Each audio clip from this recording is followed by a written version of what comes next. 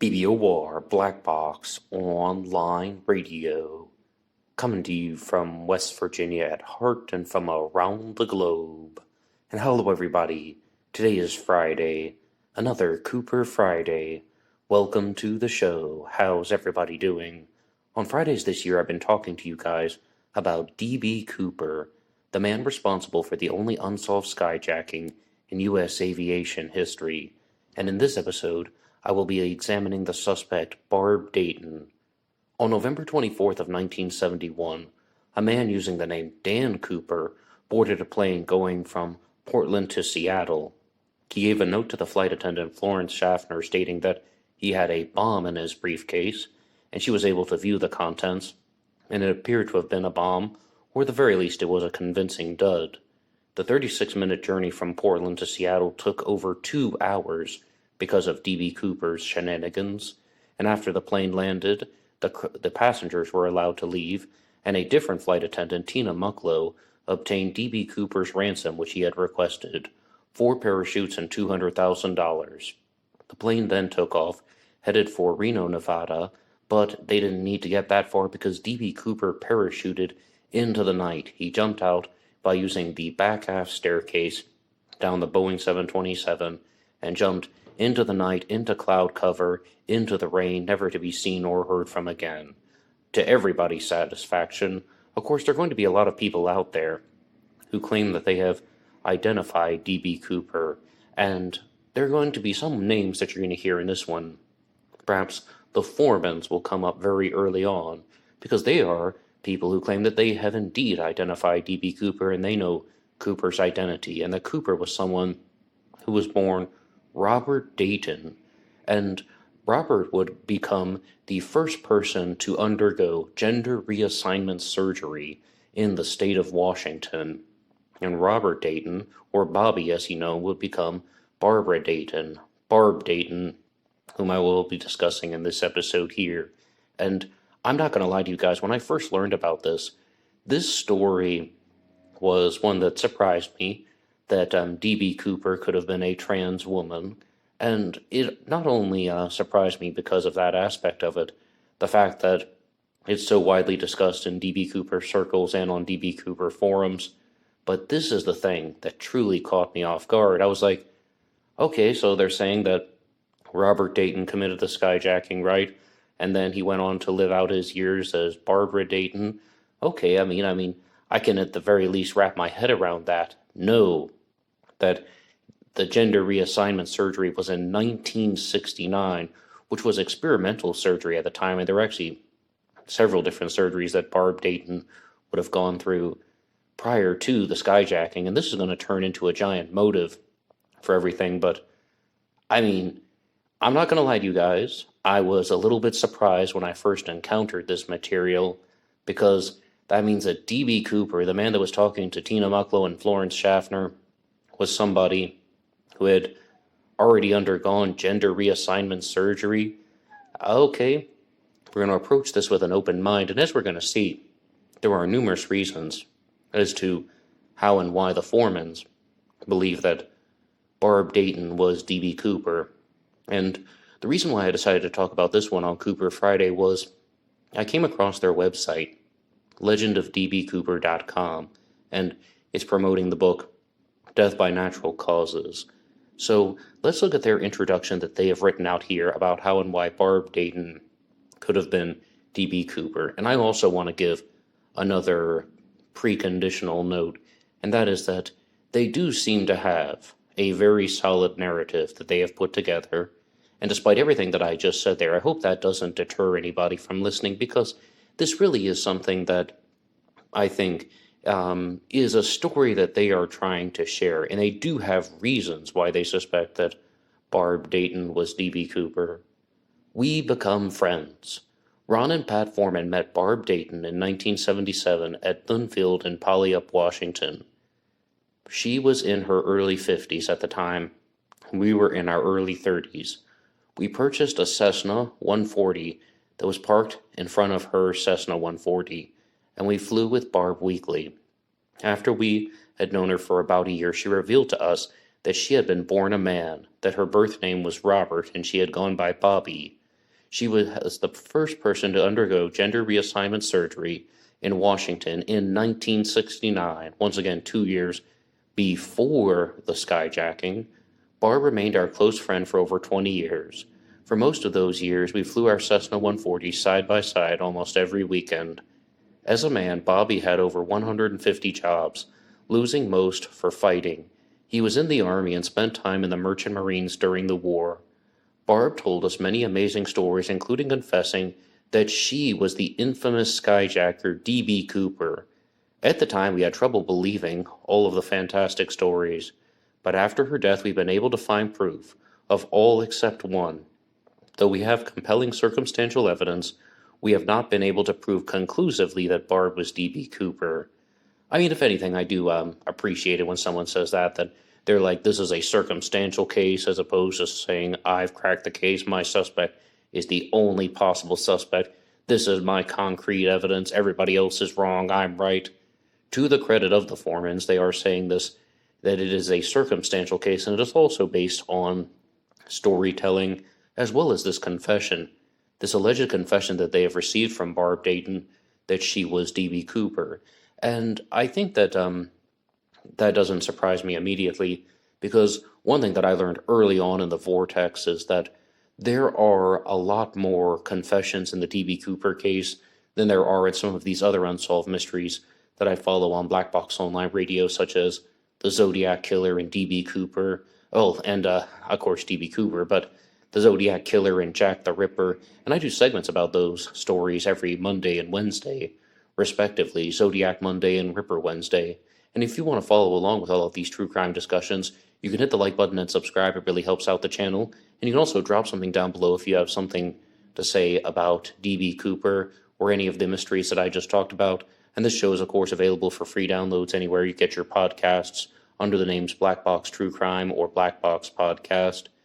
But the fact that there are multiple confessions, that means that I don't even really have to pay attention too much to that. I would rather look at stronger evidence. Because, for example, there is a recorded confession from Walter Recca stating that he was D.B. Cooper. Wolfgang Gossett allegedly told multiple people that he was D.B. Cooper. Barb Dayton has told people that she was D.B. Cooper. So I don't think that this is something that is the strongest piece of evidence in the D.B. Cooper case. Joe Schmo can say that he's D.B. Cooper. It doesn't mean that it's true. And also, what I'm trying to explain is that there is a very high frequency of these confessions in the D.B. Cooper case, and I think it's because, compared to the Zodiac Killer, D.B. Cooper wasn't a murderer. So I think it's a lot easier for people to confess and admit that they were D.B. Cooper, even if it is a false confession. Now, you heard this thing here about how Barb is always in trouble for fighting when she was living her life as Bobby. Okay, now, as I understand this is something that Barb would have experienced from a very early age, the way that a lot of trans people do. And that is that they feel that they don't fit in, they feel that they don't belong, they feel that they're in the wrong body, all of those things. And one thing that allegedly and reportedly Bobby did was getting into fistfights, feeling that he just could not live the life as a man, so he's just going to try to be really tough and hurt people. But also, this is one of the motives for the skyjacking, because in these stories, and you can read more about this at legendofdbcooper.com, it goes on to say that one of the clearest motives for this skyjacking was revenge. This was not something that was done for a financial motive. And that's a really interesting thing to hear, because when I do this Cooper Friday segment and when I'm looking at different suspect profiles, almost always I'm seeing that, okay, people are saying, well, yeah, Cooper did it for the money. He did it for the money. Well, now why would somebody put on the skyjacking where he's sitting on a plane and demanding $200,000 and 4 parachutes? Why would he do that? The money. No. They're saying this was about revenge. It was an FU on society, because Barb Dayton was somebody who really wanted to be a commercial pilot, and she had undergone the gender reassignment surgery, which was not very successful at the time, and she had to go back and have several different surgeries, and for some reasons that happened, between 69 and 71, it turned out that she was not able to complete her dream of becoming a commercial aviation pilot. So the place that Barb Dayton was in mentally was she wasn't able to fit in as a man, she wasn't able to fit in as a woman. She's dealing with a lot of mental stress and anguish and distress. So the plan was just to do something, to commit an act that was just a giant FU to society, just a giant FU to the world of aviation, and also just something that was done in a type of power tripping way. And this is all detailed in a video that the Formans have put out on a YouTube channel, which is just called Tammy Foreman. And there's a 36-minute video called Our Friend DB Cooper. And if you do watch that, they have a very long introductory segment from The Skyjacker That Got Away, a documentary that I've talked about here on Cooper Friday before. And then it goes into their story about knowing Barb Dayton, and they list all the motives and all the explanations for everything about how and why Barb Dayton was DB Cooper. And I was throwing in a blend of things from that video and the website in that explanation that I just provided. But as far as what happened to the money, they believe that DB Cooper jumped out of the plane, landed near Orchards, Washington, and there was a place, a hazelnut orchard, where the money was actually buried in a specific place. Suppose the exact term, a cistern. Then the money was placed there temporarily, and then Barb Dayton transitioned back into being a woman. And to provide a little bit more clarity, they believe that DB Cooper arrives at the airport with dyed hair. They believe that Barb Dayton colored her hair by using shoe polish to make it appear darker. They also believe that one of the reasons why DB Cooper was reported as having an olive skin complexion was because Barb Dayton had some Native American heritage and ancestry. It's not the first time we've heard that, but that's one of their claims. And they believe that Barb Dayton was someone who was living as a woman at that time, but she simply removed her wig, colored her hair, put on the wraparound sunglasses that we've seen from DB Cooper, and then she kept all of her feminine items in DB Cooper's mystery bag. And this was very critical to the jump because she was going to jump out of the plane, land, store the money somewhere, maybe even store the other items, and then put her wig on, maybe even do some makeup or something like that, and then just slowly start walking to the nearest road, and then nobody would suspect anything, because everybody's thinking that this plane just got skyjacked by somebody who had, well, a very masculine appearance, and in all reality, this person's walking down the street wearing a wig and acting as a woman, and well, actually living out her life as a woman. Now, there are several different elements to this story. One thing that was stated in the video that's on Tammy Foreman's YouTube channel is one of their strongest pieces of evidence that they claim is that Barb Dayton confessed that the name that was used at the airport was not DB Cooper. The name that was used at the airport was Dan Cooper, and that this was revealed by Barb prior to the media going public with it. So they're like, there's no possible way this could be anybody else. She said she was using the name Dan Cooper, and that the DB Cooper mix-up happened, but like it was not publicly revealed yet.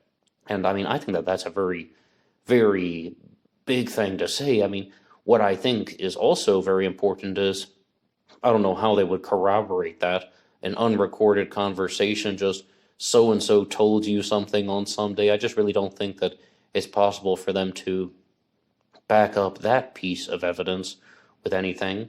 But as far as standing there, I just want to provide that as a piece of evidence that they have put forward. Another more interesting piece of evidence that again does not exist in the present day is that they claim that they took a photo of Barb Dayton appearing similarly to DB Cooper, and they were going to do composite sketch comparisons between Barb and DB Cooper, but it was a photo which I can only expect was something similar to a Polaroid, or at the very least they had obtained the photo, and when they actually had the photos lined up, Barb then took it into the other room and tore it up, something to that effect. But the fact of the matter is that, number one, she confessed to being DB Cooper, and number two, she provided an explanation about how and why she buried the money. And then number 3, she also provided information that only Cooper should have known. And then she wanted to destroy any evidence of her facial similarities to D.B. Cooper. So those are the things that they have put forward. And for the rest of her life, Barb Dayton had a partner for a long time. And I mean, some previous information was when she was living her life as Bobby, she actually fathered 2 children before deciding to make her transition to being Barbara. And then after living as Barbara, she had a partner for several years until he passed away. And then ultimately, Barb Dayton decided to just live in seclusion out in the desert. She lived in a desert trailer in a fairly remote area, and she was ultimately tracked down. But it seemed like a lot of that was done by her own choosing. And I would also like to read a smaller segment here that is from thelegendofdbcooper.com that is promoting the book, The Legend of D.B. Cooper. And it says, "He has been called a Northwest folk hero, Jesse James and Billy the Kid, but until now, he hasn't been called a she. Contrary to popular belief, D.B. Cooper not only survived the infamous hijacking on November 24th of 1971, he also committed the high-flying caper as a woman. Cooper's real first name, Bobby, was then changed to Barb Dayton. Cooper had gender reassignment surgery in December of 1969. In 1971, she pulled her buccaneering swipe, dressed as a man, and walked away as a woman. Bobby Barb lived until the age of 76 and died of natural causes in February of 2002. In 1979, Barb described to the authors in great detail how she jumped from the famed 727. She told them that she used real dynamite, whipping, "I don't do anything phony." Barb said that she jury-rigged the detonator out of a staple remover with wires soldered to it. There were other outrageous tales as well: boar hunting, riding with the Hells Angels, skydiving, gold mining, and surviving the Yukon Territory for 8 days without food. After Barb's death, the Formans began their fascinating journey of piecing together their dear friend's story and verifying her larger-than-life yarns. This book takes the reader on the rollicking journey and allows you to decide, do you think that Barb Dayton was D.B. Cooper? And that was written by Tammy Foreman. And the book is called The Legend of D.B. Cooper by Ron and Pat Foreman. Now, I have some immediate responses. And my first is, this story is outrageous. This story is something that I think is very big. It's almost, as they said, you just heard it from the Formans right there, it is larger than life. Now, when somebody undergoes gender reassignment surgery, they are also going to be taking hormones. I mean, they take the hormones first, and they do that for years even. Some people do that for months and years prior to the gender reassignment surgery. And then the next part is that after the transition, I mean, that's still, with Barb Dayton, it wasn't even complete because she actually had to undergo multiple different surgeries because these were new things at the time. These were experimental things at the time.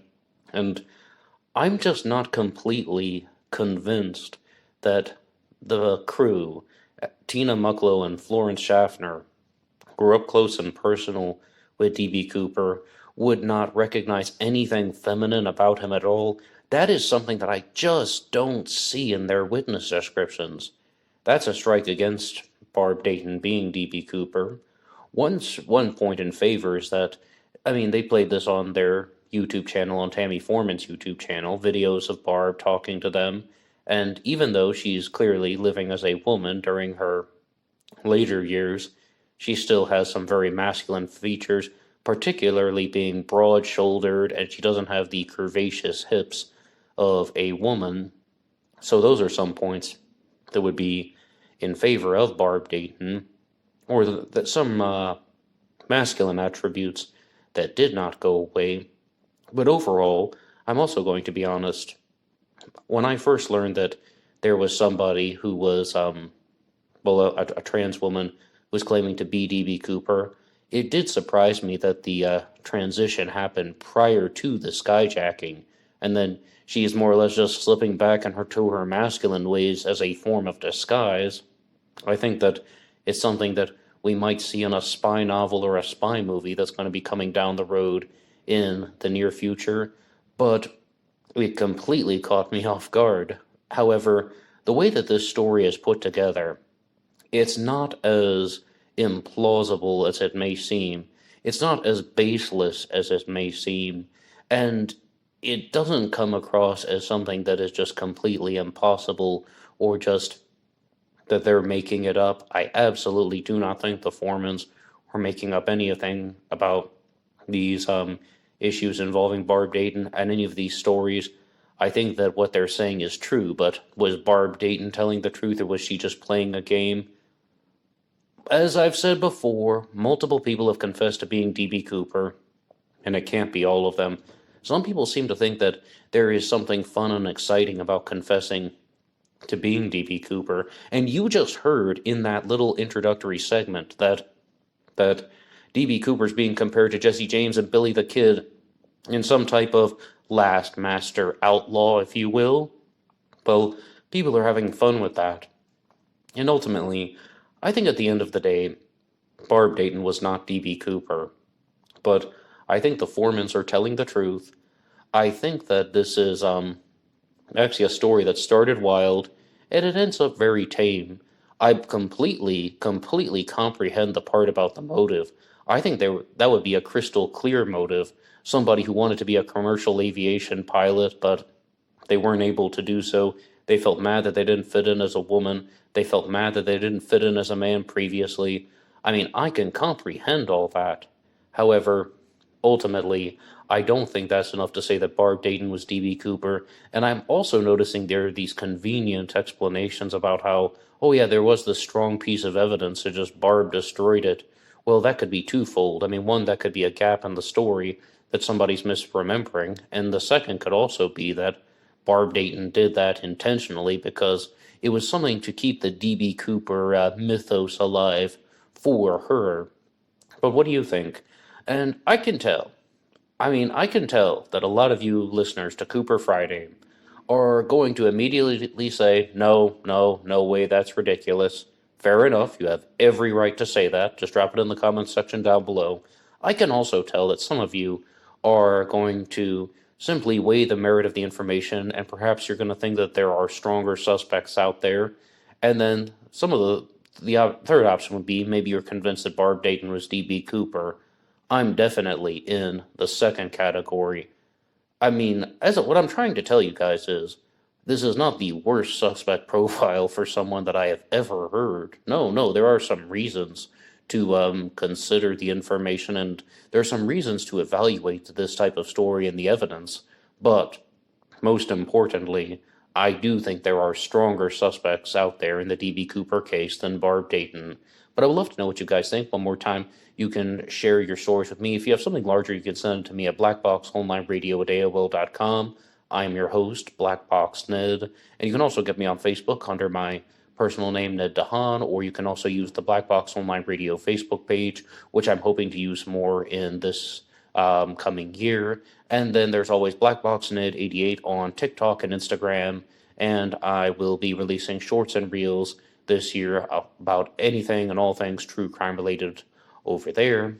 And please, please, one more time, tell me what you think about DB Cooper.